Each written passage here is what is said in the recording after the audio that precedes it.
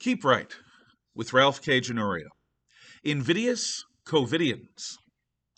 We must never forget what was done to us, both as individuals and as a society, in the name of disease prevention. COVID-19 was the pretext used to justify nothing less than a years-long suspension of our human rights and civil liberties. Because it worked, those who perpetrated this will try something like it again, probably sooner than we might think. Unless citizens and elected officials take aggressive steps to prevent such another seizure of control, we will again become prisoners in our own lives, locked away from our friends and family, our freedoms, and even from the shared worship of our God. Never before has government been permitted to so thoroughly interrupt the patterns of daily life for so long a time. Certainly, never in the history of human civilization has so much freedom been so thoroughly throttled for so little reason. Central to this was a government seizure of control over communications by collaborating with traditional and social media. Neighbors were encouraged to inform on neighbors. Children were taught to report parents who did not comply with what these innocents were taught was mandatory.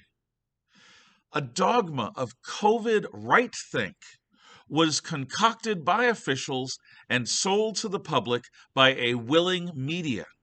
This propaganda claimed that the virus came from an accident in a wet market and not from the Wuhan Institute of Virology. Certain treatments approved by the bureaucracy became mandatory as conditions of employment or school enrollment. Other treatments were denounced by this establishment as not being fit for human use. Anyone who questioned this dogma, regardless of their background or qualifications, was publicly shamed and ostracized. The official reaction to COVID effectively suspended the Constitution for the duration of the emergency. This sort of pretext, a crisis so dangerous as to threaten our very survival, is precisely what Adolf Hitler employed to suspend the Weimar Republic's constitution after the burning of the Reichstag. The COVID response was never about science. It was utilized to serve a very political agenda. The lab leak theory of the origin of COVID-19 was always the most plausible origin story. The Wuhan Institute of Virology is Red China's premier research facility for studying coronaviruses. There is even compelling evidence that American-sponsored gain-of-function research was conducted there by the Anthony Fauci-affiliated EcoHealth Alliance to make coronaviruses even more dangerous. The reaction of governments, including that of the first Trump administration, to this pandemic was precisely what one would expect when encountering a germ warfare experiment that had broken out of the quarantine. Humans do not typically shut down all of society to stop the spread of a disease. But we all did so on this occasion, within and outside of the United States. Leaders reacted as if they were faced with a man-made supervirus. Occam's razor would indicate that the pandemic source was a lab leak. Any evidence to the contrary, originating from the Chinese Communist Party or the politicized World Health Organization, is tainted because both entities have a political stake in this theory being rejected. Science, faith, politics, and administration as distinct things are each part of the smooth operation of complex human societies.